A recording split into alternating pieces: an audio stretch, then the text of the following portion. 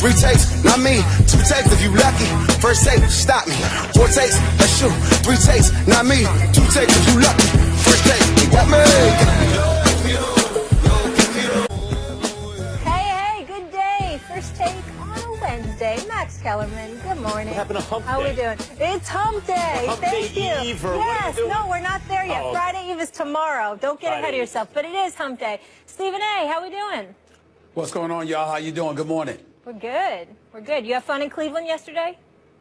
Yeah, it was a boring game because the Knicks didn't show up in the second half, but we'll touch on that later. Yes, but you had fun with all That's the right. fans. Showing we up saw much that this year, I got news for you. Oh, Lord. Here we go. Coming up, Coach K will join us with the college hoops just around the corner. And the CEO of Top Rank Promotions, Bob Arum, will also be with us. Stay tuned, a little boxing. But we tipped things off with the NBA season opener from last night. It was just another day in the office for the Spurs, who took down the Warriors with ease, 129-100.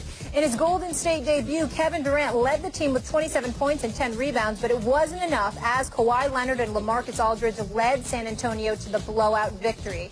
Here's Draymond Green on the L.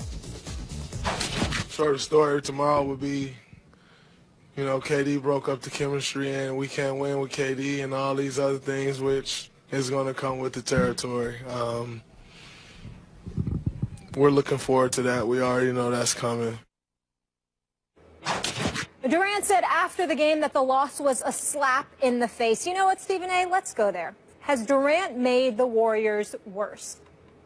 First of all, I think the question itself is idiotic, and anybody who thinks that it makes the Warriors worse after one game is idiotic. It makes no sense whatsoever. It's an 82-game schedule. It's one bad night. They didn't show up to play, which is something we have to ask Steve Kerr about, who is a great coach but has struggled in Game 7 of last year's NBA Finals and struggled the very next game, which was Game 1 of this season. They seemed ill-prepared. Let me just put it out there. They were missing threes. Steph Curry shot 3 of 10 from three-point range. Klay Thompson shot 1 of 6. That's 4 of 16 from the best shooting backcourt we've ever seen, okay? They did not have a good night. They were missing layups. They were sloppy with the basketball. They were turning it over. Meanwhile, the San Antonio Spurs had aberrations all over the place. Jonathan Simmons, 20 points on 8 of 14 shooting. Kawhi Leonard, we know he can play. We know he's a stud. But 35 points, come on now. That's not what you expect from Kawhi Leonard.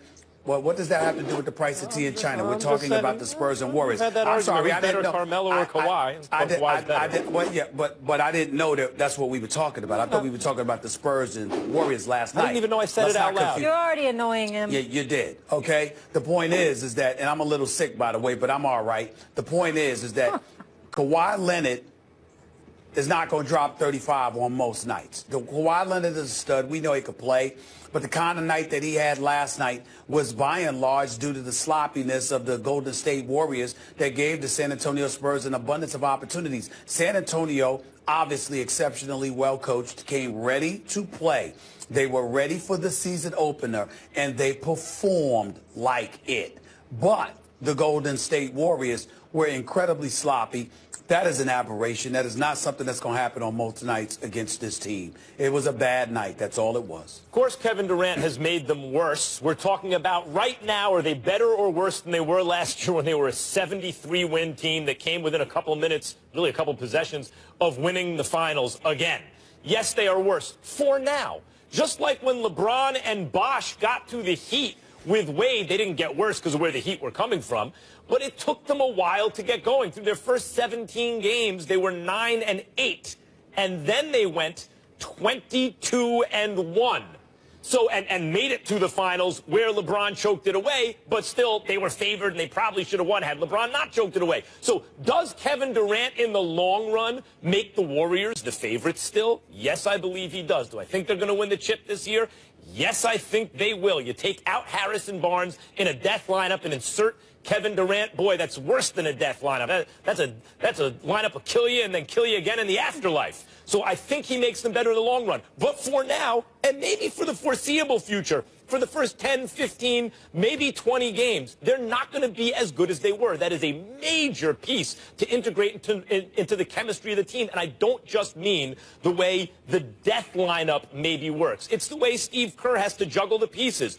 When do we play Steph with Durant? Because when they played together, actually, they were a +1 on the Spurs. But he tried to play them separately. It didn't work. Big negative plus-minus numbers when he did that. How do we fit Iguodala into this? What's his role in the second unit? All those things have to be figured out now against real NBA competition with the money on the line now over the first several weeks of the season. And over that time, this Warriors team will be worse than they were. Of course they will be. Well, listen, the point that I'm trying to make to you is this. Even last night was no indication because of the missed shots. If Steph Curry and Klay Thompson don't shoot 4 of 16 from three-point range, what are we talking about here? 8 of 16, 12 points. They lost by 29, Stephen A., so they still lose by 17. Well, excuse me, this is basketball, so what happens is allow me to teach you something for a particular second here. With basketball, there's such a thing as tempo and momentum. So you might hit those few shots. By hitting those few shots, everything else tends to flow because you're cutting down on those turnovers. You're playing with more confidence. Sure. You're not frustrated and you're overcompensating, and as a result, you do things that lend itself towards you making even more mistakes, which leads to an horrific night like last night was. Just those shots alone, it's not a matter of points. Yeah, but it's a matter of the other increments that come with it. Hold on. 29 points. I'm sorry, I just explained it. They don't Do I explain need to repeat 29, myself? but go ahead. You understand? It does explain 29. If you know basketball, it explains 29. Well, what explains it's not just about the they numbers. don't have a last line of defense because in order to make room for Kevin Durant, actually a point that you brought up yesterday, no Bogut. Also, no Ezeli, no Spates, who was really only nominally a big man for them in terms of the function he served. But they were able last year to be reckless, swarming, ball defenders where they can't gamble the same way because they don't have that last line of defense. All those things take getting used to for them and take adjustments.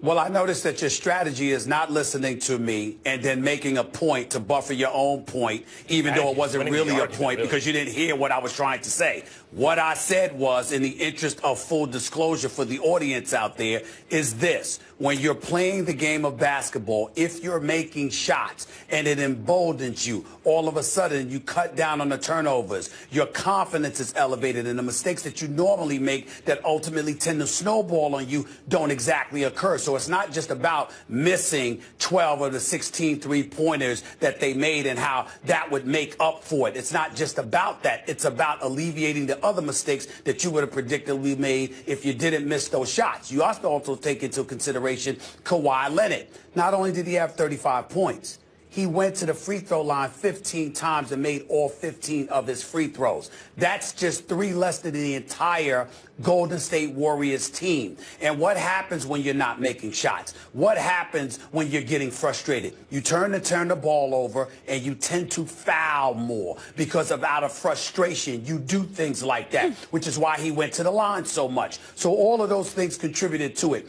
In the end, all I'm trying to say is that one game like this doesn't mean that the Golden State Warriors are worse. They had a bad night. That is what happened. There's nothing else to this. They will be better in the long run in the sense that they're probably going to win the championship this year, or at least they've given themselves an even better chance likely to win it this year than they had last year. But you can't just say, well, he didn't make them worse right now. First of all, they ain't going to win 73 games again. I mean, in the long run, that's not going to happen. You had to get a little lucky to do that anyway. Secondly, there will be an adjustment period, and here we're seeing it. And thirdly, to credit Popovich, even though he's also had to integrate new pieces, he loses Tim Duncan, who's the backbone of that franchise for so long, brings in Gasol. There are changes on the Spurs too, but none as big as bringing in a Kevin Durant and how that changes things. And so Popovich's unit performs like a team that's been playing together a long time, like a team. And Golden State is still trying to figure out what team they're going to be. So let me ask you a question here, Max Kellerman. If the Golden State Warriors go on a roll, for example, right? And let's just say they win 20 straight. Sure, possibility. But then they show up one night and they lose by 30. What you gonna say then? They got blown out after a great winning streak. This is not that. This is very similar to what we saw in Miami when the Big Three got together. How do you know what it is? Hold on, that's my point. How do you know what it is? Because it's game one. Right. Because I know it's game one of the regular season. And have you one night? One night in, and you're already ready to say they're worse? One night? Yes. Well, for right now, yes. That's frequently what happens when you bring in a brand new piece that is going to be so important to the team. Frequently, there's an adjustment period. In the long run, I expect them to be better. In the short run, I expect them to be worse while they figure this out. Absolutely. Okay. All right. By the way, 73-9. The likelihood is they may not do that again, but that wouldn't mean it's because they're worse. It would mean because, as Max Kellerman adroitly pointed out in weeks past and days past, they were foolish to expend so much energy trying to capture that streak, playing guys extra games and extra minutes and all of that other stuff. So they damaged themselves for the finals by expending so much energy and beyond in pursuit of the all-time record and the all-time season. So it's entirely plausible that the Golden State Warriors may indeed reach a point where they're willing to say, that record is not important to us because the regular season is not that important to us. What we need to do is think like the Spurs and do everything that we can to be at elite peak physical condition for the postseason, which might not lend itself towards 73-9. That does not make them worse, according to Max. Not even me. Well, according to Max, it didn't make them worse. It made them wise. It made them wise. Let me return the compliment in that case, Stephen A. It is true, had the Warriors gone 16 for 16 from 3, they would have won by a little bit. That's true. All right. Are we done here, gentlemen? Are we good?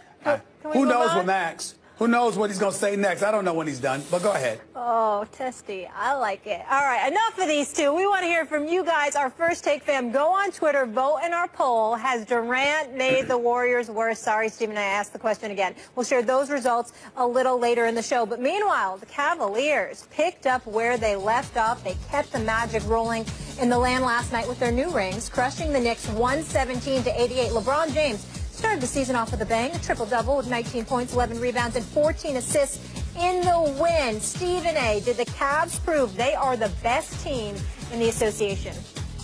No, they didn't, because they were playing against the Knicks, which means they didn't receive a real test. We don't know.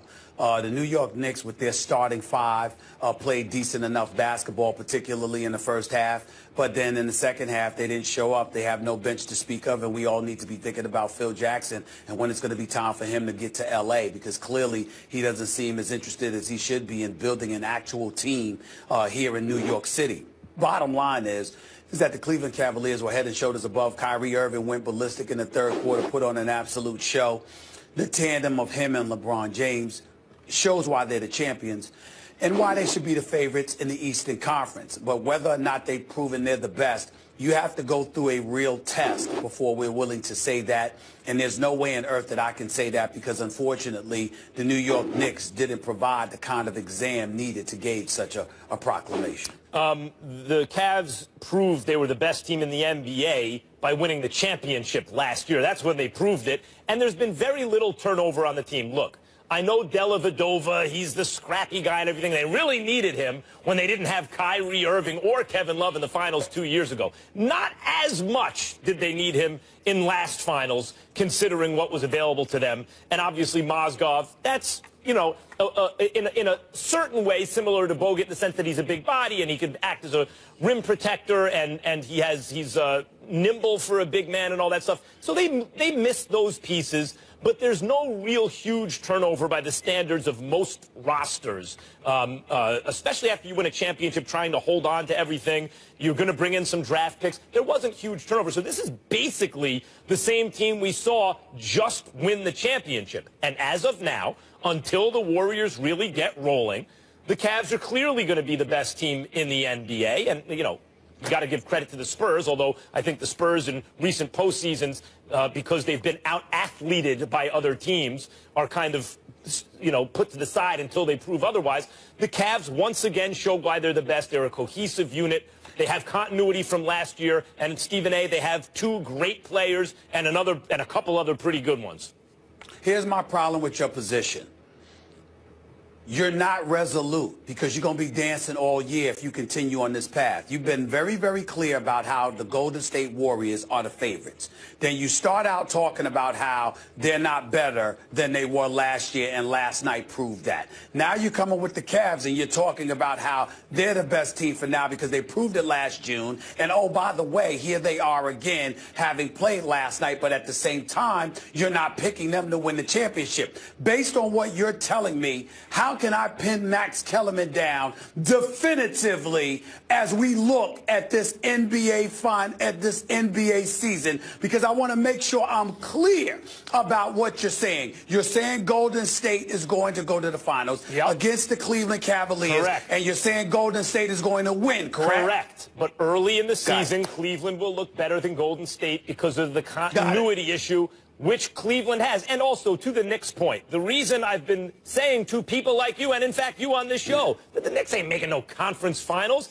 is the bench. They don't have a bench. You did say that. I mean, and then Joe Kim. You did say that, Yep. but I never refuted that. But see, the problem is you think I refuted that. I never did. What I said was that starting five with the big if as it pertains to their health is good enough against the marginal teams for them to have a respectable record and ultimately get there. It wasn't to bloviate about the Knicks. It was an indictment against the rest of the Eastern Conference. Because when you look at everyone outside of Cleveland, who can you definitively say is you can pencil them in as money? You don't know. Boston is too young, and I'm not that high on the Al Horford acquisition.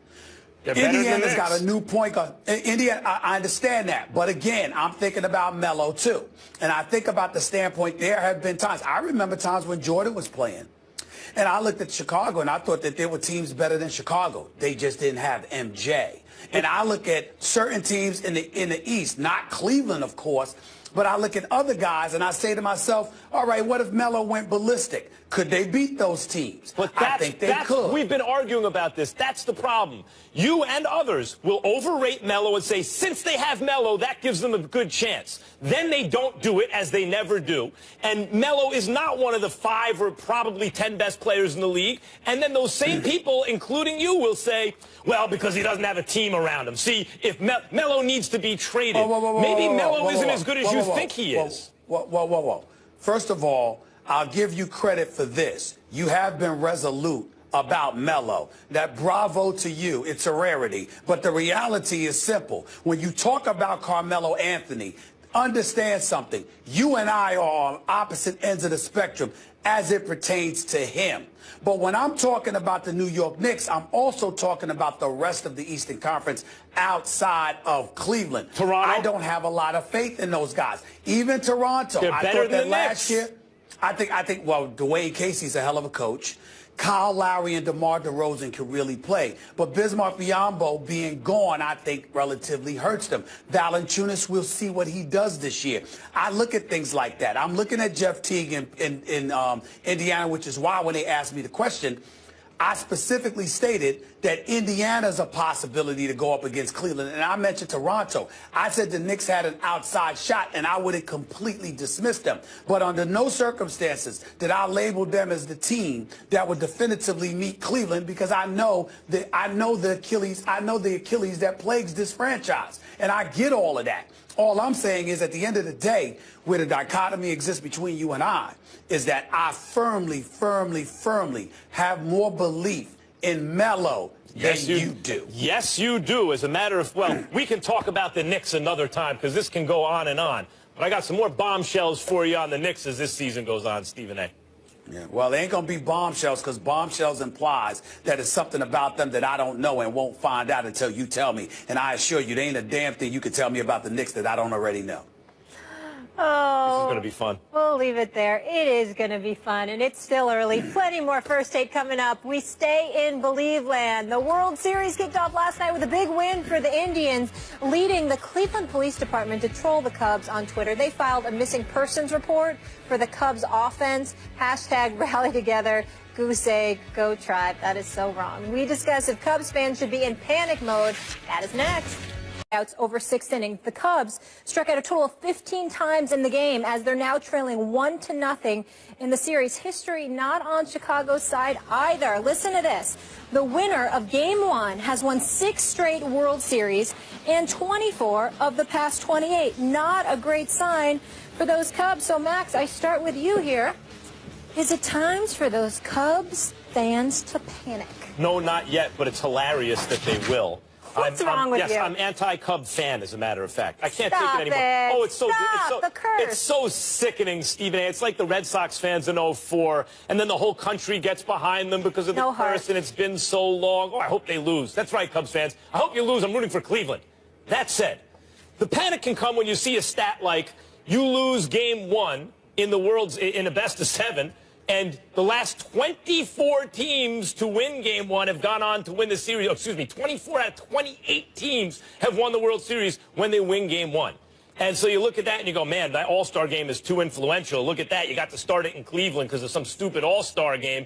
That doesn't make a lot of sense. But I'm here to tell you, I don't care if that game was played in Chicago, in Cleveland, or on the moon. It was likely Cleveland was going to win that game. They had the pitching matchup, and they have Andrew Miller coming out of the bullpen after a legitimate ace starts the game. So he can come into a game with the bases loaded and it's still tight in a very high leverage situation and be properly used the way your best relief pitcher should be used. Not in the 9th inning with no one out, no one on, and a 2 or a 3-run lead. The stupid way most Major League bullpens have been used since Tony La Russa did that with Eckersley. But the smart way bullpens used to be used. High leverage moment, bases loaded, close game. We need to get an out now. Bring in Andrew Miller, who's been absolutely lights out in that situation this entire postseason. But now you go to Game 2, and the pitching matchups, back until you get to the Cleveland ace again, favor the Cubs, and not by a little bit. I know Arrieta wasn't great in the second half,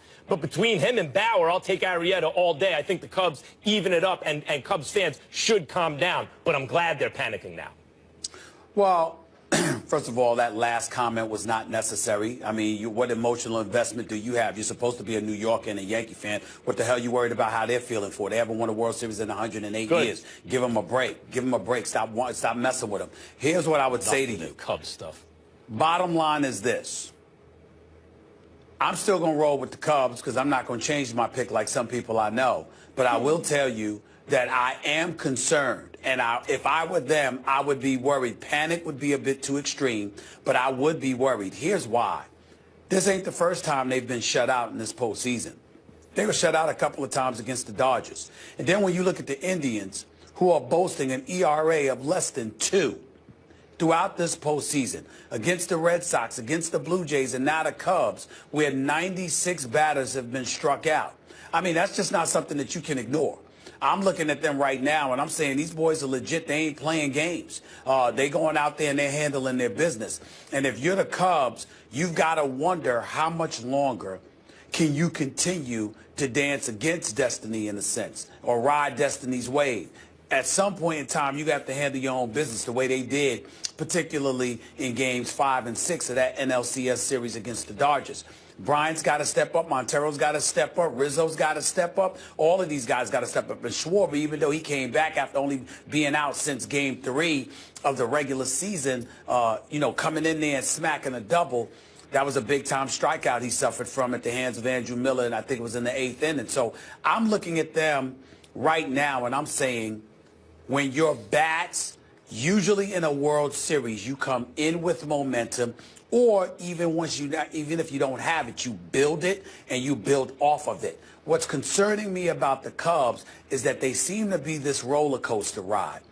That's not going to work against the Indians. The Indians are loaded. They have some starting pitching, but they really have a strong bullpen. And when you take that into consideration, and the way that they play defense, and the way that somehow, some way they usually were able to manufacture runs, even though that wasn't the case last night because Ricardo Perez just showed up and handled his business with 4 RBIs, you've got to be consistent.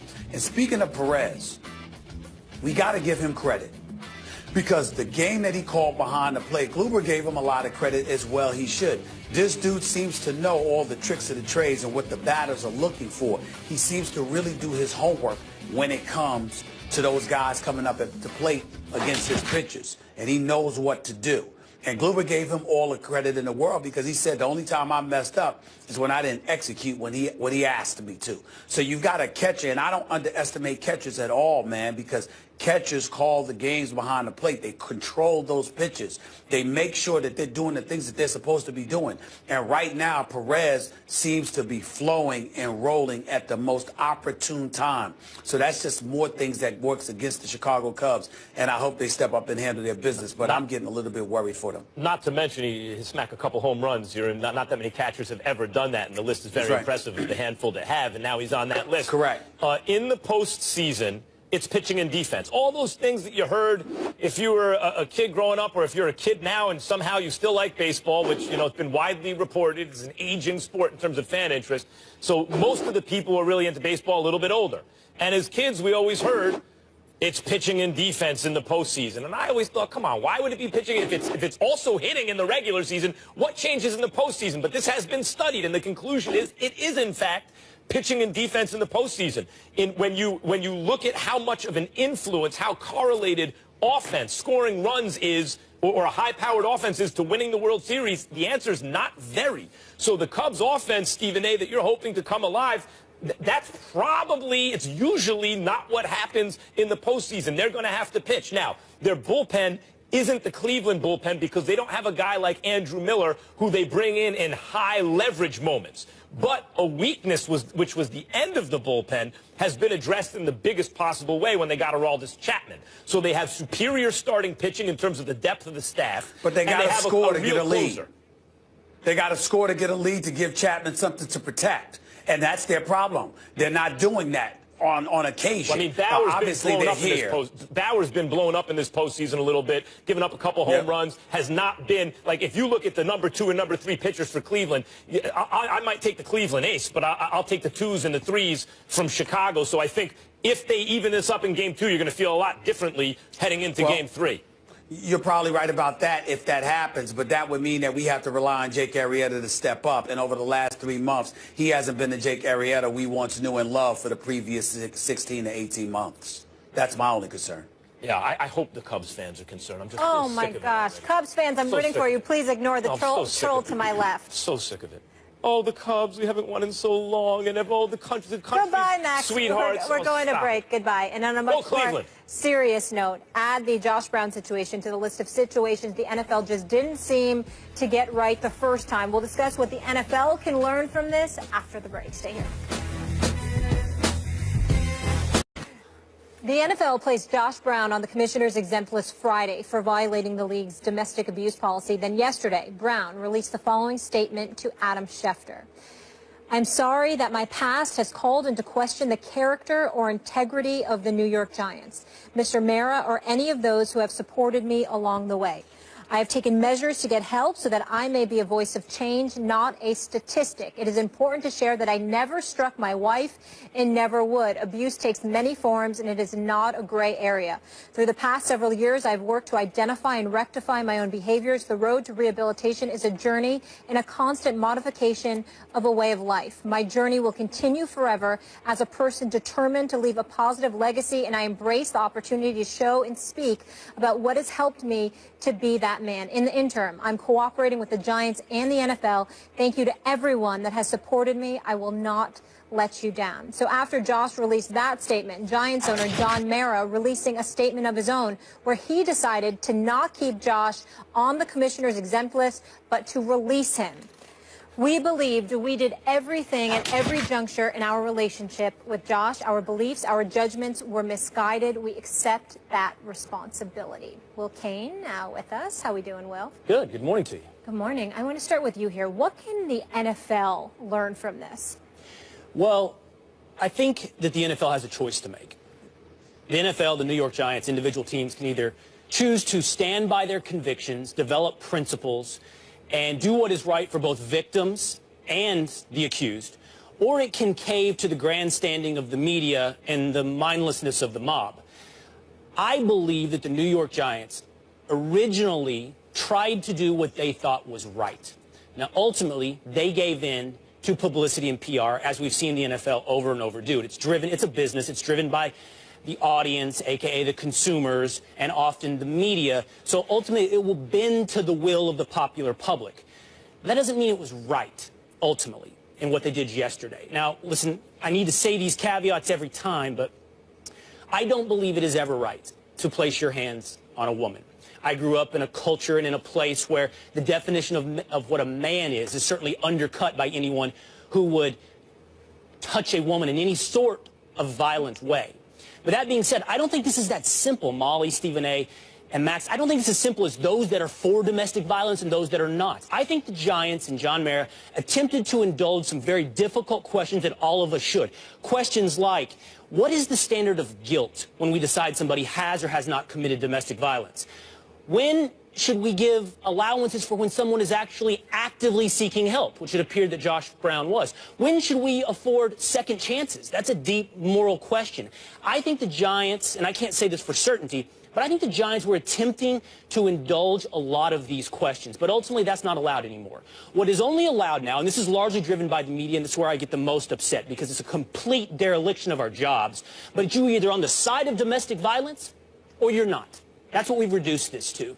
We have said, if you don't get on television and attempt to prove, more than the next guy who's going to speak after you, that you are so opposed to domestic violence, that that it is the most egregious sin, and no way can you be more opposed to it than me. If we don't do that, then we risk being someone who is in support of it. And ultimately what we have done is we go on TV and we either try to brand ourselves as virtuous. By the way, I don't think you're virtuous for things you say on television. Or you're just afraid to bring up important questions because of the risk of being labeled as somebody who's callous. And that has real cost. And this is the most important thing. When you reduce it to this, you hurt, number one, the victim. Molly Brown asked repeatedly that Josh Brown not be fired. She needed his income. Read an article by Diana Moskovitz on Deadspin.com from yesterday. The person that is often hurt when an accused is cut from his job is the victim. They need the family support and income. You also hurt anyone that's potentially seeking help. The smoking gun in this case was Josh Brown's journal entries and therapy records. He was seeking help. What about the next guy? Will the next guy go seek help if he believes it will ultimately end in his conviction? And third, you're going to hurt the next victim, because they're going to be much more reluctant to report. They don't want their husbands to lose their job or their ex-husbands to lose their jobs, so they lose support. They're worried, and we saw this, by the way, with Aroldis Chapman's ex-wife. She was afraid on the call with 911. She was afraid he'd be arrested because she knew that would hurt her family eventually. The point is, you're reducing this. We have reduced it to simplistic, stupid questions, and we have hurt everybody in the process. So will the NFL learn anything? I don't think so. It's us in the media that need to learn something. I want to address a couple of things you brought up. First of all, the Moskovitz article. I touched on this the other day when the subject came up about the family as an economic unit. One of the issues that I thought she went over very well in her article is that if the punishment, once a domestic violence perpetrator is found, let's assume guilt for a second, if the punishment is you lose your job, that can dissuade the victims of the violence who are reliant, in this case, even a divorced couple who gets alimony or child support, that can dissuade, that can work as an incentive to not report domestic violence, which is what we don't want, particularly when someone like Josh Brown's journal, for example, points out, is actually taking a look at themselves and trying to accept responsibility and change. Of course, there's recidivist behavior, and maybe in his case, that doesn't apply as much, based on the way he actually behaved, apparently. But the question is, what can the NFL learn from the Josh Brown situation? And I think one of the reasons, Will, that you get some grandstanding about it is because there are two things the NFL can learn. One, do a serious investigation. Really investigate. When you call up and say, hey, can we see the journal? And the police department says no, and you don't identify yourself as calling from the NFL and you don't follow up, that's one. You can just say, in response to that one, Max, the NFL is not built to be an investigative body. Sure. It's Keystone Cops when it's investigating. It simply will never satisfy anybody's standards of what a thorough or appropriate investigation is. But if it was any kind of competent person, they wouldn't just say, no, okay, thanks, click. You do. I mean, it didn't seem that hard to get. Now, maybe it's he said in this case, or they said, the sheriff's department in the NFL. And they hired a staff for women to deal with these specific issues. Thus illustrating how complicated. Wait. So one, you have to investigate for real. Two, especially if you profess that we're really going to investigate and take it seriously. Two, you have to enforce your own rules. If the rule is a 6-game suspension, and you don't really investigate, and then you give a 1-game suspension, then it blows up into an issue where one after another wants to show how I'm more outraged than you. Then I agree there can be a cascading effect that may not be helpful in the genuine discourse in terms of how to make things better. But I think if you enforce, you investigate, 6 games, then it doesn't feel like a cover-up. It feels, at least, gives the impression that they're taking it seriously. And I don't think you get the same kind of pernicious kind of atmosphere afterwards that you get now. They also re-signed him, too. Stephen A. I think we're somewhat missing the point here. And I appreciate deeply what Will said, and I'll get into that in just a minute, Will. But hear me on this. The issue at hand is the hypocrisy on the part of the NFL and that of specifically the New York Giants. Because if indeed this was a domestic violence issue, and that is certainly the interpretation that was handed to us, then we have to go to John Mara, and we have to remember that this is the same individual as portrayed in an article, a column by Gary Myers of the New York Daily News in this past Sunday's paper, which was an exceptional column. And he highlighted the hypocrisy on the part of Mr. Mara because he was talking about how the Ray Rice situation went down.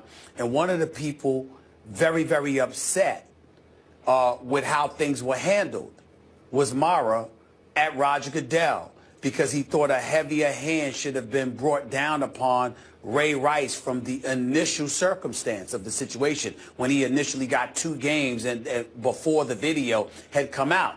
And John Mara was talking about how a mistake was made and we have to learn from this and we have to make sure we handle this in the dogged fashion that it requires. Well, that appeared to be, those words were inconsistent with his actions involving Josh Brown.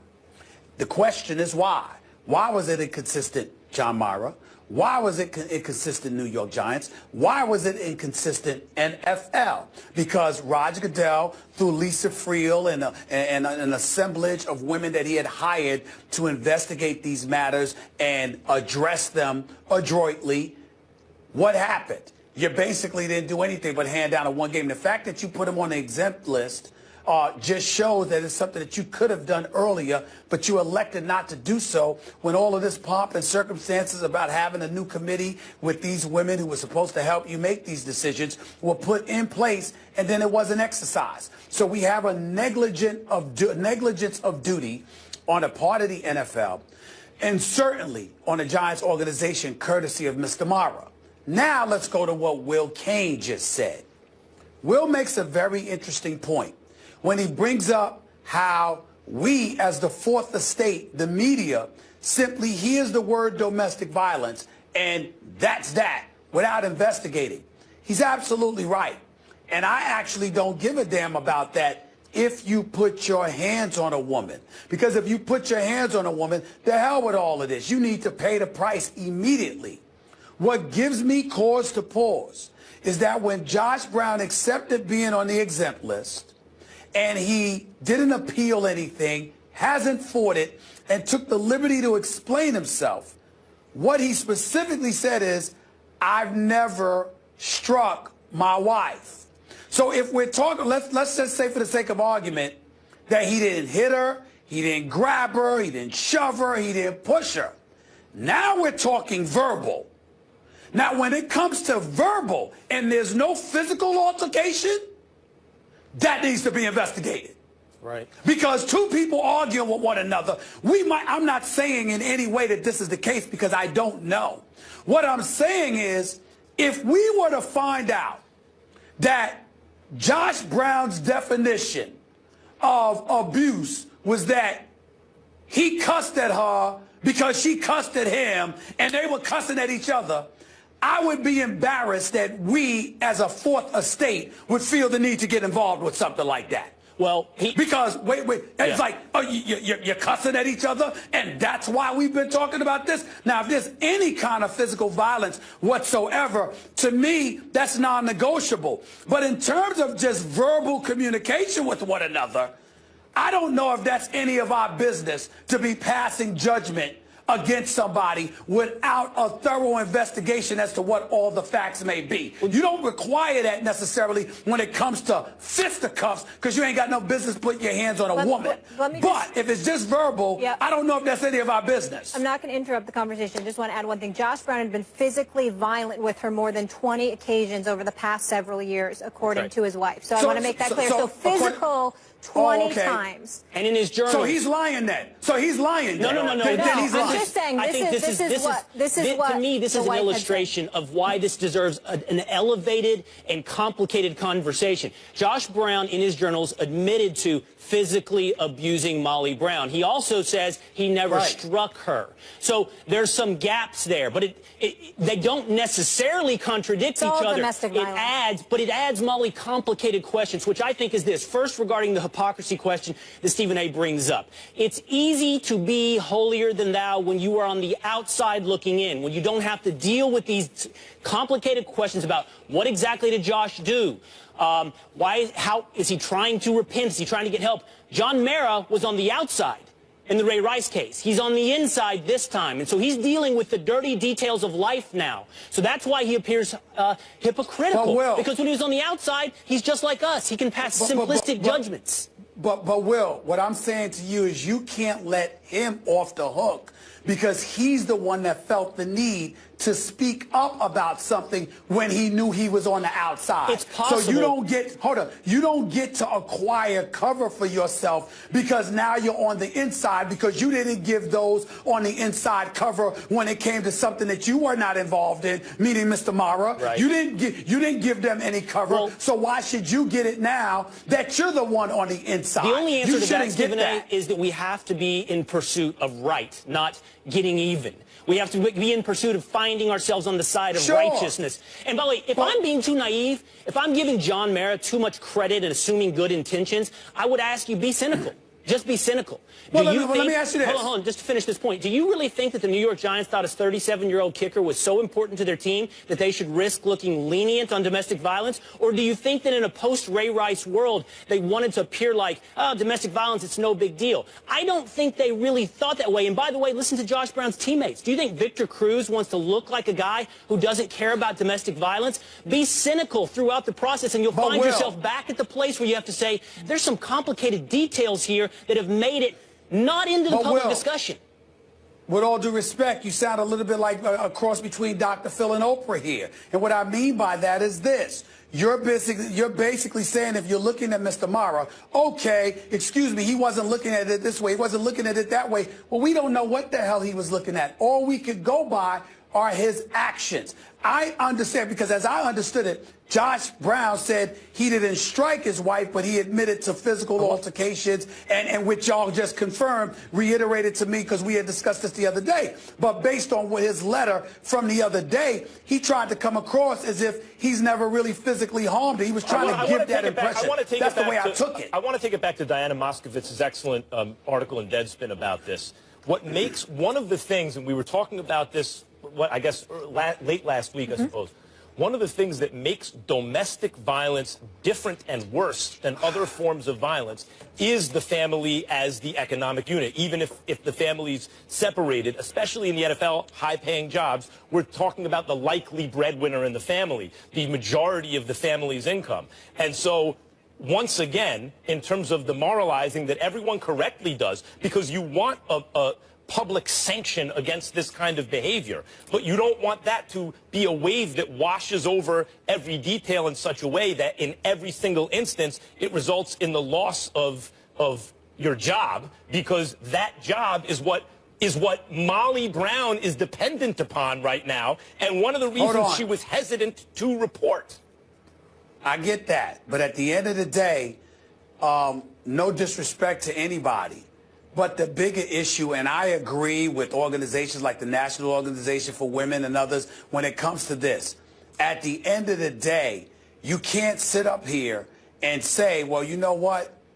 if there's physical violence being exacted against a woman, we have to take her feelings into consideration in terms of wanting to save her husband, you know, his job, because it affects her negatively. If folks had that kind of attitude, then domestic violence would never be resolved. Well, no, it wouldn't be resolved if it's not reported. Women can't be incentivized to not report. They should report so it can be dealt with. So then we have to have some system where the wife or the family can still be supported, even if the player not necessarily is. Because then if absolutely, because then if you're punishing basically essentially what you're saying, which is a great point, if you punish Diana Moskovitz is really Diana Moskovitz, but if you punish the perpetrator, then it's punishing the victim. So we have to figure that out. So it's not hurting the victim. But I just want to add one more thing before you give the solution. As far as whether he struck her or not, you can still be very physically violent. I don't want to get caught up on that word. There's many other things that you can do, and it's all egregious. So I don't want to start leveling like what's okay, what's not okay based on punishment.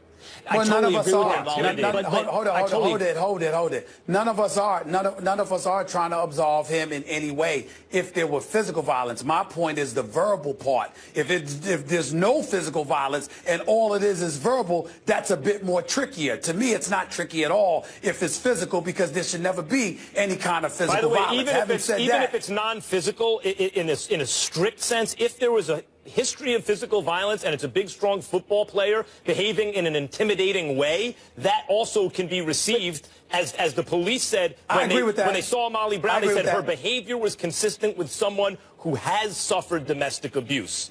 I think my overriding point, Max, is this, and it tells what you just said.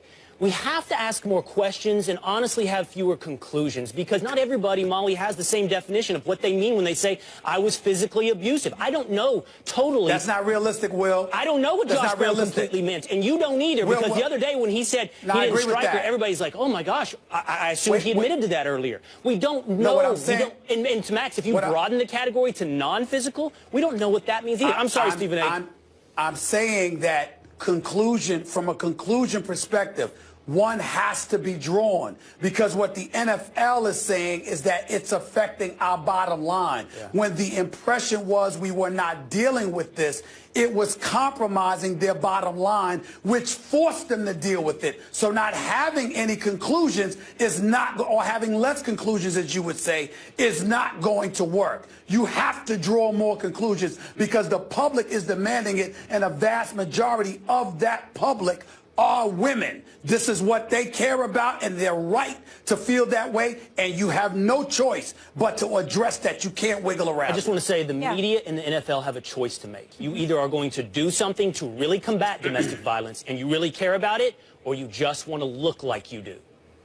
I can just speak for the three of us on the show, and it's not that we want to look like we do. We want to see things get resolved and victims be properly taken care of, not just sensationalized for ratings. It's something close to all of our How hearts. about, Molly? Yeah. Remember the solution I said? How about making sure instead of taking the money away from the players, whatever the money is that they're guaranteed, you give it to the wife, you give it to the family.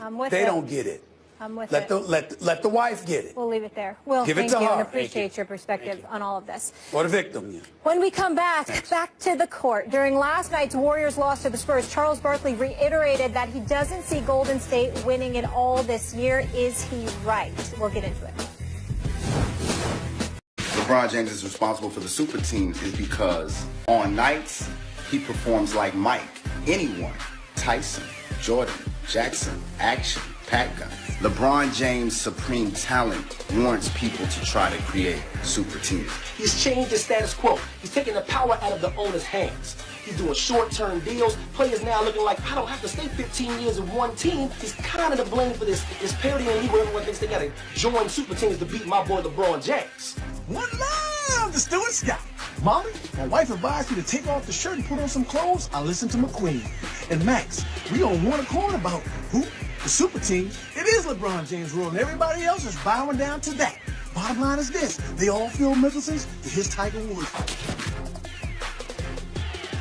The one with the bow tie, looking fun. I like these three. These guys are kind of smooth. I like Those the were energy. Good. I liked all of them. Those were good. Plus, all three were good. You got the big quote, Jordan, Jackson, Action. He was doing the hand He got it. He got the whole deal going. We're into it. I was impressed. All I was right. impressed. That was much better than yesterday. That's That was what I'm much better talking than about. yesterday. Way to raise, See, Molly, raise the that's level. why Stephen A. and I have to be so critical. I It get raises it. the bar. I know. Just trying to bring out the best in people.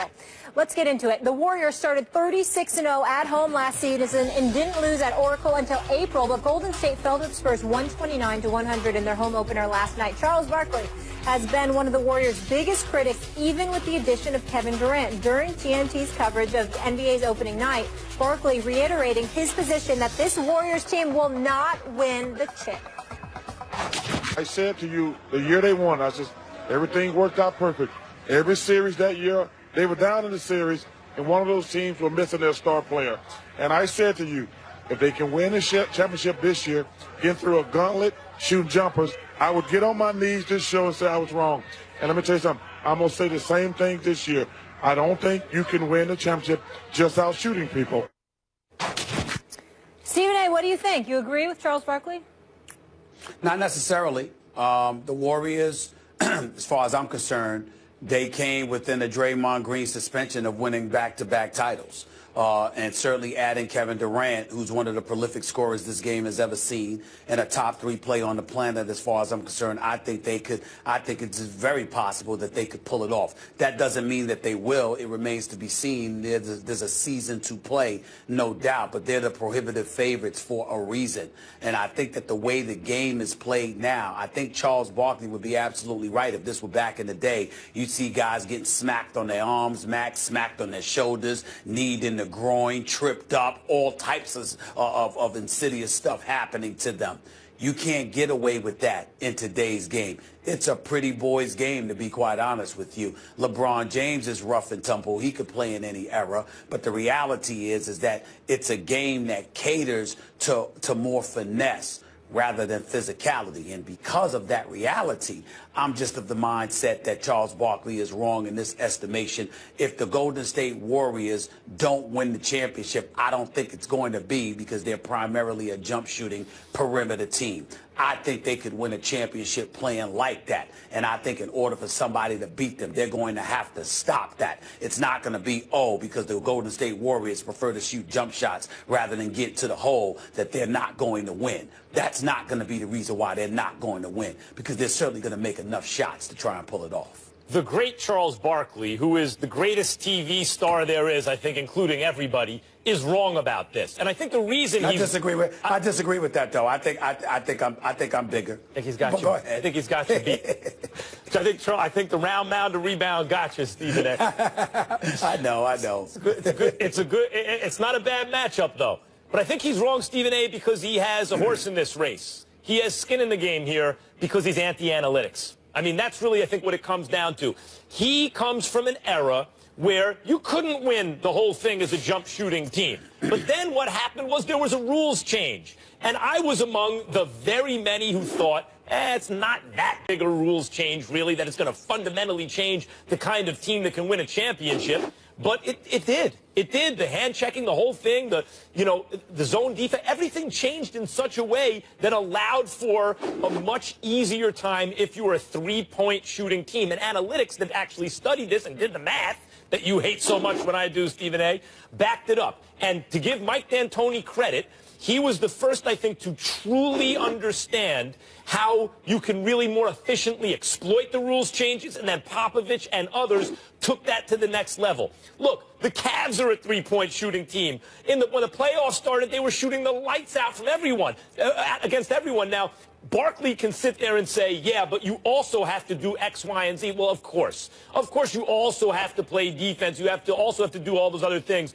But the orthodoxy, the received wisdom, was always a primarily three-point shooting team. If that's really what you're basing your offense around, you're not going to win the championship. And then not only did the Warriors win the championship, and the Spurs is a largely three-point shooting team. Well, but they had guys who could post two, yeah, but the majority of their offense was shooting that three. They won. And as a matter of fact, all the top three-point shooting teams are the only teams you see in the playoffs. If you don't shoot the three, you surely will not make the playoffs. And I think that's why Barkley is digging in his heels on the Warriors right now, because if the Warriors were to win 2 out of 3, that validates a new NBA, a new kind of world that he doesn't want to be true. It's not unlike, I think, when when Bill Parcells thought that Bill Walsh had something to prove with his system, even as Bill Walsh was winning Super Bowls. Because the same thing back then, the league favored the pass because it was offense. It draws fans in, just like the NBA likes the three, because the offense gets people interested, and the old-timer's going to have to adjust to that. Well, Max, here's where I'm confused. Is that your way of saying you disagree with Charles Barkley? Said it right off the top. Said it right off the top. He's wrong. Okay. No problem. I just wanted to make sure. I couldn't be any more clear. The great Charles Barkley is wrong about this. And then I told you why he was wrong.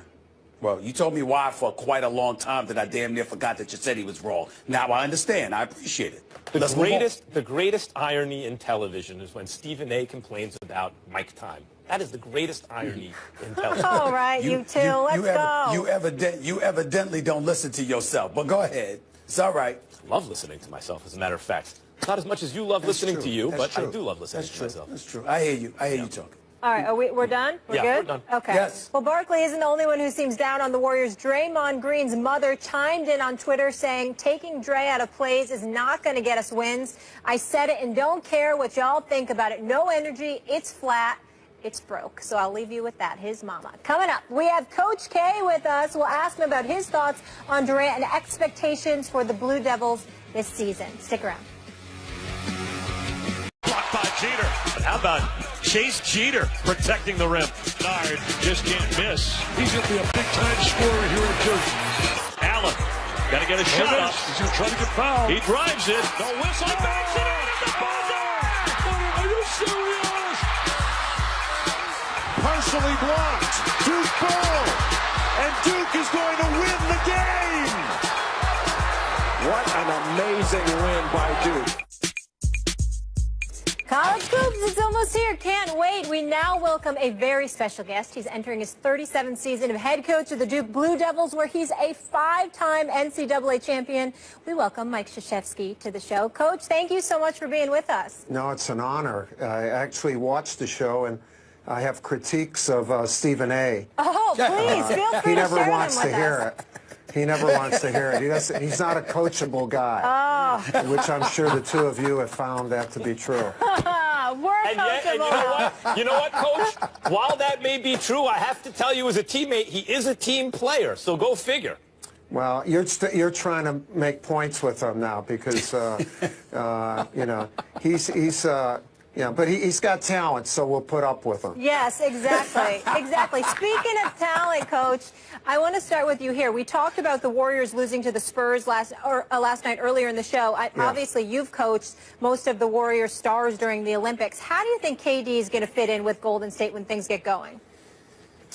Well, really well. I mean, KD can fit in great with anybody, but, you know, for the Warriors, it's about adjustment, and you don't make adjustment in exhibition games.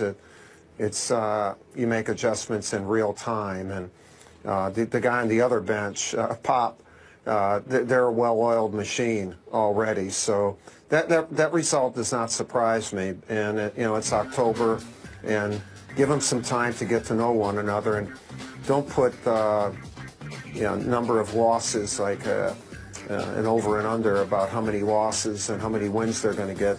Let them develop into a team because KD is. Stephen A., you hear what Coach just said? It sounds like it's 1-0 Kellerman from the first debate today. Whatever. Another day. I got no time to beat up on you right now, Max. I got to get back to Coach K, because Coach K, as much as I love the NBA, I got to admit, y'all got me excited. I'm looking at this roster that you have here, and I read your quotes from the other day where you talked about how it's okay to anticipate, to expect, and to shoot for a championship. The ACC title, regular season tournament, all of that stuff is good, but you are after a national title. You sound so extremely confident, you know, with expectations for this bunch. I'm looking at this kid, Harry Giles, Tatum, and the boys. Talk to me about your team. It looks like you've got one special roster this year. Well, we have a chance to be really a special group. We have to get healthy. Jason had a minor setback yesterday. Yeah. We don't think it'll take much time, but Harry has been away from the game for a year. And but we have other really good players. And, you know, Stephen, like I'm not, I'm going to be doing this for a while, but not that much longer. The only thing I want us to be able to do is win a national championship and to play the game the right way. And I don't want to be led down the wrong path if we are able to win other things where that's the accomplishment. I don't want that to be the accomplishment or the disappointment. I want us to be at our best in March and hopefully have a chance to play for the national championship in April. If we're not able to do that, we'll be really disappointed, but at least we set our sights on a goal that is achievable. Coach, I just did 5.5 years in L.A. doing local radio with Marcellus Wiley and also Sports Nation, and that town is starving for a Lakers team that they can get behind, especially for a signature star on the Lakers. What kind of player do the Lakers have in Brandon Ingram? They have a special player, and the one thing about him is he can't be positioned. Don't play him at a 3 or a 4 or a 2. And what they'll have to figure out, I think, is how he can have the ball in his hands, not just to be a catch-and-shoot guy or get it and now score, but to make plays. He's a basketball player and a really good basketball player and has a great feel for the game. He can impact the game in a number of different ways, and I think as he learns about the NBA and they learn about him, his growth potential is huge. Coach, again, back to your team. Grayson Allen, that's a name that comes to mind. Right. This is a guy that's one of the best guards in college basketball, maybe the best 2 guard in the nation. And I remember he took some heat, for some, things pertaining to his behavior. I'm like, he's a young kid. He's going to make mistakes, but I love his fiery attitude. I love his go-get-it mentality. I had the pleasure of talking to J.J. Redick about him when he came to his defense. Talk to me about this kid, the maturation process that has taken place with this kid. He seems to be bright. He's obviously very, very talented. And what you're looking for from him this year, because I think he can be big time. Yeah, I think he's one of the best players in the country and one of the most explosive scorers. He hates to lose. And, as he matures as a basketball player, sometimes that hating to lose can manifest itself in some mistakes. He made a couple of those mistakes last year, but he made a lot of great plays and did a lot of good things, too. Stephen A., he made a great comment about a month ago to our media. He said, I made mistakes last year. It would be the biggest mistake would be if I didn't learn from those mistakes. And so he's learned from them. He's gotten better, and he needs to put that in the past and concentrate on what we're doing as a team, and he's going to be as important a guy as we can have. I love the kid. He's going to graduate in 3 years. He's an academic All-American, and I'll take him on my team anytime. But, Coach, the thing that I love about him most is that he reminds me of the guys who helped deliver national championships for you. When I think about him, I think about a Bobby Hurley. I think about a Christian Laettner. And we all know what they did for your program. Yeah, well, in order to do something, you have to have confidence and I call it more of a competitive arrogance. In whatever arena you go in, you can't be dismayed with people cheering against you or whatever. In fact, you should want to play better in those situations. And he has that. Laettner had that at the highest level. Redick definitely. Battier had it, except Battier was more socially acceptable in some ways. He hit it better. But I like a competitive arrogance. Look, the best player in the world has it, LeBron James. Steph has it in his own way, and you don't achieve high-level accomplishment without having that type of attitude. Coach, Nigel Hayes had the sign saying a broke college athlete, anything helps the Wisconsin player. What are your thoughts about that and that issue? Well, at some time it'd be interesting for all of you to find out what a college athlete gets right now. Compared to a few years ago, it's unbelievable. The cost of attendance, you can help pay their insurance, you can give them clothing, you can do a whole bunch of things. The cost of really doing something with an athlete, like at Duke, all the stuff that we end up doing for them is well over $100,000 a year per player. and much more than the scholarship. Now, can we do more? I think you can do more, and I think a huge thing to investigate is if these guys can, if they're marketable. How do you handle that? I think people are going through that in the NCAA with some of our Olympic athletes and other sports, that they've become so marketable in what they're giving up is in order to play in college. And we should keep advancing. We should keep advancing and helping. But I'm sure Nigel's just he's being fed. While we're on the subject of amateurism, right. Given what just is going on with Rick Pitino now, how concerned are you that, if the buck stops here, if you have that mentality of not knowing something that might be going on in your program that isn't kosher? Well, I don't think it's not just in our program. It's in your own family, in your business, or whatever. How can you know about everything? What you want to do as a leader, whether you're the leader of a family, a business, or whatever, is to try to create an environment where there are checks and balances by all the people on your team. And obviously, in Rick's case, there was a member of his team that, went out of the box, and he's acknowledged that. And but that's what you try to do, is you try to maintain a climate that's conducive to doing it the right way by all levels of people. Excuse me. Thank you, Coach. Coach, we got to get you some water. Appreciate the time. Thank you so much. Can't wait to see you back out there, and we'll take your pointers anytime. Send them on in. Stephen A. choked me up. He does that. He does it to the best of us. Coach, thanks. Thanks, Coach. Thank you. Coming up next, boxing promoter Bob Arum joins us to talk about Manny Pacquiao's next big fight. Will we ever get to see a rematch with Floyd Mayweather? That's subject next. He got so schooled. Put Manny Pacquiao to sleep. Pacquiao actually looked like he quit. Are you okay, Manny? The boy got schooled. Obviously, he desperately wants to redeem himself. This boy got put to sleep. Manny Pacquiao didn't have anything. So why Manny Pacquiao continues to bloviate to the public about a potential rematch just speaks of desperation. We would like to welcome another special guest to the show. He's here to discuss the big upcoming welterweight title fight between Stephen A.'s favorite, Manny Pacquiao, and Jesse Vargas. We welcome top-ranked promoter Bob Arum to the First Take show. How are we doing? Hey, good. Nice to be here. Thank you so much for being with us. Bob, I want to start with another fight, though. Do you think there's still a chance we could see a Floyd Mayweather-Manny Pacquiao rematch? That's really unfair to even talk about. Floyd has said that he's retired, and to speculate that he might come back, that's just out of order. I mean, it's really up to Floyd whether he's going to come back from retirement, and I have absolutely no idea whether he will.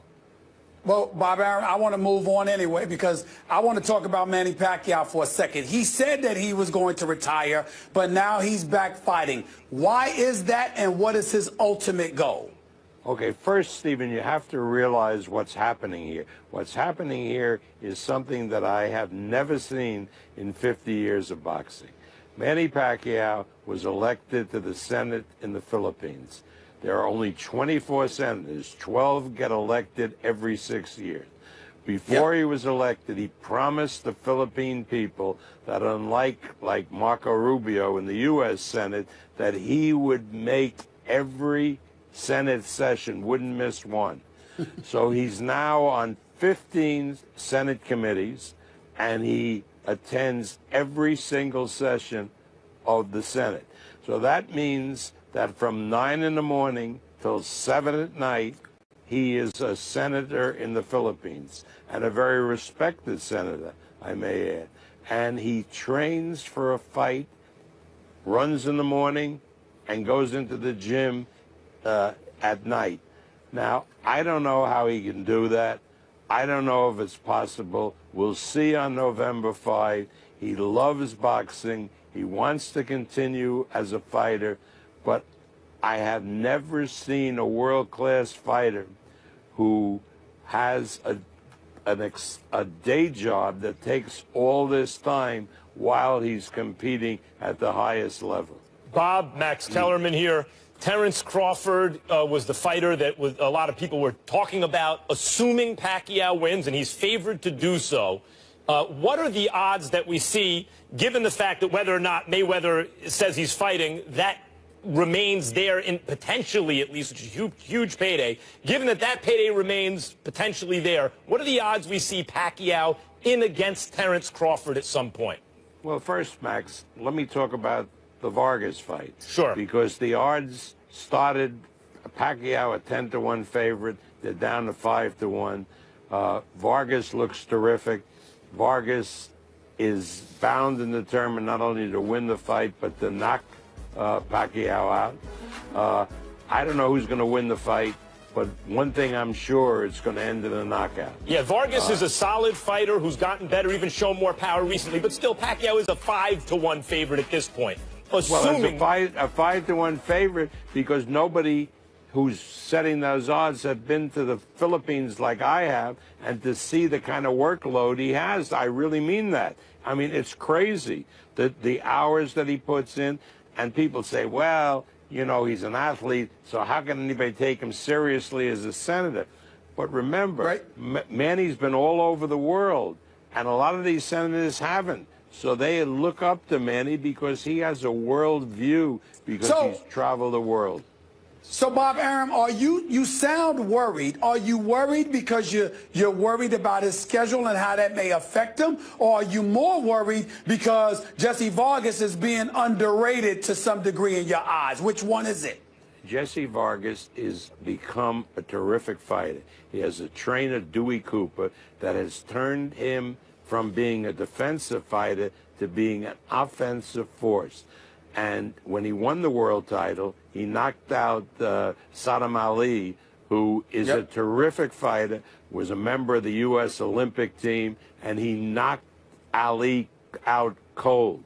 And let me tell you something, the way Manny fights and the way Vargas fights, if Vargas hits him, which he's capable of doing, he could knock Pacquiao out. Remember, Vargas had Bradley out in the last round. The referee stopped the fight by mistake because he thought that the 10-second was the bell. Probably wouldn't have been able to knock Bradley out. There was only 10 seconds left. But what happens if he hit Bradley with that punch in the 10th round rather than the 12th round? He might have... Vargas has been displaying improved power, not only against Ali, but also against Bradley, no doubt about it, and he's a good fighter. Assuming the favorite wins, though, Bob, is there a Terrence Crawford fight in the offing in the not-too-distant future? How realistic would that be to be made? Terrence Crawford, one of the pound-for-pound best fighters in the world today, undefeated American champion. Right. And the thing I like about a Pacquiao-Crawford fight is that it would probably be held at 140 pounds, which is a more natural weight for Manny Pacquiao. He's really not a 147-pounder, although he's been campaigning as one for years. Crawford's a sensational fighter. But Crawford, on December 10th, will have a major fight, which you will be calling, Max, on HBO from Omaha, Nebraska. And will be announcing his opponent. He gets by that fight. Manny beats Vargas. I'd love to make a fight between Manny Pacquiao and Crawford, by the way, Crawford seeks out the biggest and the best. He only wants to fight the best. That is correct. But let me say this, guys. Well, Max is calling that fight. I'm calling a fight on November 5th. And I got to ask you this question, Bob Arum. Max brings up Terrence Crawford. One of the debates that he and I keep having when it comes to Manny Pacquiao is, how come he keeps mentioning Terrence Crawford? How come I haven't heard the name Errol Spence Jr.? I would like to see Pacquiao in a fight like that. What about something like that, Bob? Assuming he wins. We got it. Wait. Errol Spence looks like he's going to be a terrific fighter. He really does. But he hasn't really proven himself. He hasn't fought for a world title yet. He hasn't fought some of the best fighters in the welterweight division. Can he possibly rise to the top? Can he beat a Garcia? Can he beat a Thurman? We don't know. Probably yes. But the truth is, He's a terrific prospect, but he's still a prospect. Stephen, he's still a prospect. Maybe he has the goods to rise. Well, he's a contender, but I agree with you. He hasn't proven what Crawford's proven so far. But by the eyeball test, I think we'd all agree, eventually, if they're the same size, Crawford and Spence would be a tremendous matchup. In the meantime, Stephen A., I know you want to talk about Pacquiao.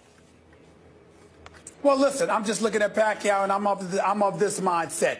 As I look at Pacquiao, Bob Arum, I'm wondering what the goal is. Because, like you said, this schedule probably is not going anywhere. And if you're worried about him with the schedule, assuming, again, he gets past Jesse Vargas, the reality is clear. He's going to need to be locked in and focused on boxing and not being a senator in order to beat some of those elite fighters that are out there. Wouldn't you say that? No, because he's made a commitment to the Philippine people. He's a very sincere, dedicated guy. And his commitment to the Philippine people to serve as a full-time senator takes precedence over his boxing career. I had to fly over to the Philippines to meet with the president of the Philippine Senate to determine when they're going to take a recess and the only date we could get for Manny was November 5. And the only concession they would make to Manny's boxing career is the session will not start on Monday after the fight because he can't get back. You lose a day traveling over there. It will start on Tuesday. Tuesday, which is election day in the United States, where all particularly great boxing fans and sportsmen will have gone to the polls and will elect the first woman president of the United States. Bob, before we let you go, as we mentioned, Stephen A. will be calling that fight November 5th. How do you think he's going to do? Well, let me tell you something. Because we are producing the telecast ourselves. By the way, Stephen, it will be seen by more people than watch the Super Bowl. 100 million people will be watching in China because Zhao Shiming is in one of their two-time gold medal, will be in one of the 100 million projected people. Now we have Stephen A. Smith taking the place of Max Kellerman. And everybody would agree it's a tremendous upgrade. I think Tom just got sweaty and backs got tight like Stephen A. I wouldn't go that far. I wouldn't go that far. I beat Max up. I beat Max up on a regular basis here. I can't say I would do that there. I know my place, Max. I know my place, Max. That wasn't me. Enough on this show. All right, listen. That wasn't me, Max. You still got it, Bob Arum. I love you both. Thank you. Thank you for making my day with that. Right. Thanks for being with us. Looking forward to the fight November 5th and Stephen A. calling it. Coming up next, though, Jay Cutler. I didn't know it was going to be 100 million. 100 million? You'll pretend to be nervous. You You're gonna be love fine. it. Already picked the suit out. Jay Cutler says the Bears have no choice but to start him now that Brian Hoyer's out. Do the guys like that he said this? We'll discuss. Expected to be out 6 to 8 weeks. Max Kellerman, do you have a problem with Cutler's comments? I don't. The way I read that, I actually don't. It doesn't come off as whiny to me or like he's complaining about anything. The fact is he lost his job. Hoyer was playing really well. Now the other quarterback's hurt. He even refers to him as Foxy. I know you can call maybe everyone, it doesn't matter if everyone calls John Fox Foxy. Even that tells me it's like familiar. He's not going at his coach. He's not going at the organization. He's not pointing fingers. He lost his job. Now he has it back due to injury. So ask him what's going on here, and he's going to tell you. Other guy got hurt. You got to go with me. What choice do you have? And maybe it's because he's been paid, Stephen A., that he doesn't come off as whiny to me as, say, a guy like Fitzpatrick, who didn't get paid and kind of, after he gets the job back because of injury to Geno Smith, sounds like he's complaining after the game. Residual effect from the offseason where they didn't get him the contract because he's not good enough to earn it. Maybe Cutler got the contract so he feels better about it, but I don't mind the way he said it at all, as opposed to especially the way Fitzpatrick sounded. Well, I mind it, but that's because I mind everything about Jay Cutler. I mind the way he looks. I mind the way he acts.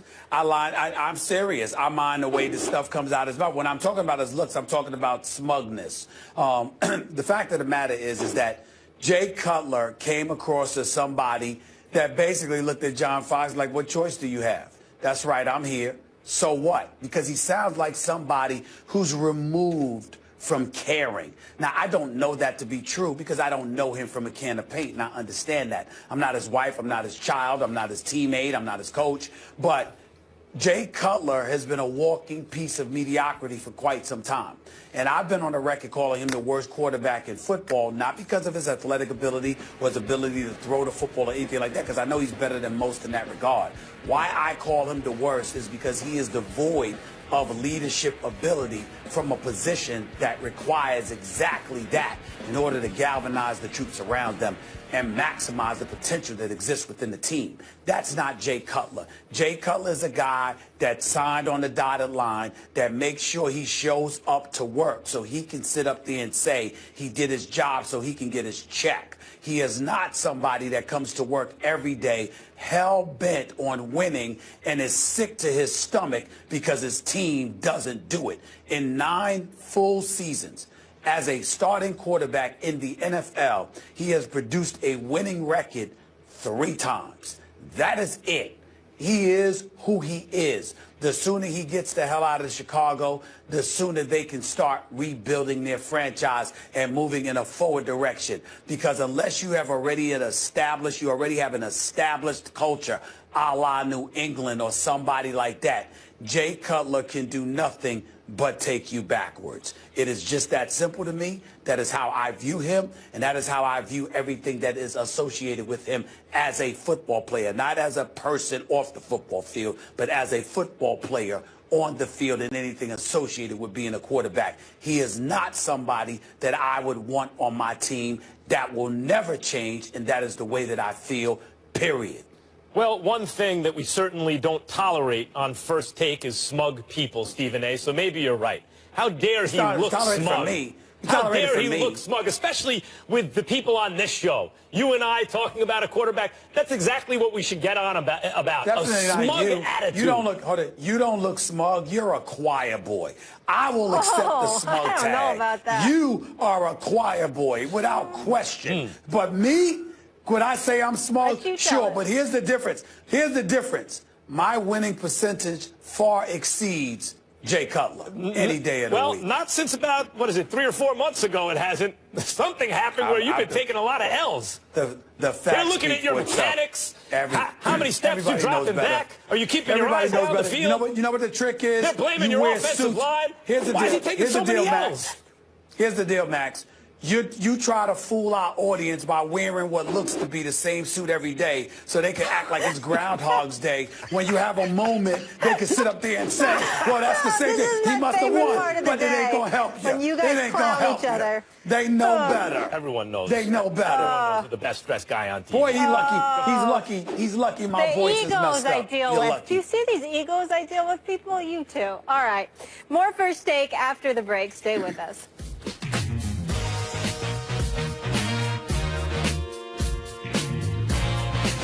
All it really takes to be in the conversation of GOAT is to be the undisputed best player in your given era. Meaning, for a select amount of years, there was no question who was the greatest player in your era. So it's actually disrespectful to LeBron James and his legacy to exclude him from that conversation. The argument should not be whether or not LeBron can catch Jordan. The argument should probably be, could he catch Tim Duncan? He's behind Jordan, Kobe, Magic, Kareem, Bill Russell, Shaq, and Tim Duncan. How did he jump all these people? I'm going to tell you what LeBron did that Michael Jordan didn't do. LeBron went back to his hometown of Cleveland, and you know what he did? With far less talent, back against the wall, he beat a powerhouse in Golden State Warriors with far less talent. Yeah, what do we think, guys? My two tough judges here. I like the guy asking the question about Tim Duncan and Kobe and all that. He makes very, very valid points in that regard. But the one after him, I like the delivery. I like the presentation. I thought like that guy was the best of the bunch, but if your content isn't airtight, and I thought it was good but not great content, then your flavor's got to be over the top, and neither one was quite over the top, Stephen A. We had a couple better earlier, I think. I got to admit, Max is a little hard on these guys, and I love it. I love it. I appreciate that. Listen, let's not let him off the hook. Let's not let him off the hook, Max. I mean, Max, if they want to come on, the show. They want to be on national television. They got to bring it. I like Max doing like that. That's actually one good thing I do like. Wow. I'm proud of you, Max. And I'm proud. I'll continue to be nice. There's always something. We asked you earlier in the show to vote on Twitter. Has Durant made the Warriors worse? And you said 47% saying yes, 53% say no. So 47% of the greater American population thinks Kevin Durant temporarily, he's made them worse. Yes. Temporarily. Stephen A., your thoughts? People are smoking something. Oh, please, it's one game, one night. Something wrong with all those people, just like it's something wrong with Max. I don't even know what the hell they talking about. By the way, everyone's going to be watching Westbrook tonight. Yeah, what do you expect? 3 takes, not me. 2 takes if you lucky. First take, stop me. 4 takes, that's you. 3 takes, not me. 2 takes if you lucky. First take, you got me. Hey, good day. First take on a Wednesday. Max Kellerman, good morning. What happened to Hump Day? How are we doing? It's Hump Day. Thank you. Eve, or yes, no, we're not there yet. Oh, okay. Friday Eve is tomorrow. Don't get ahead of yourself, but it is Hump Day. Stephen A., how we doing? What's going on, y'all? How you doing? Good morning. We're good. We're good. You have fun in Cleveland yesterday? Yeah.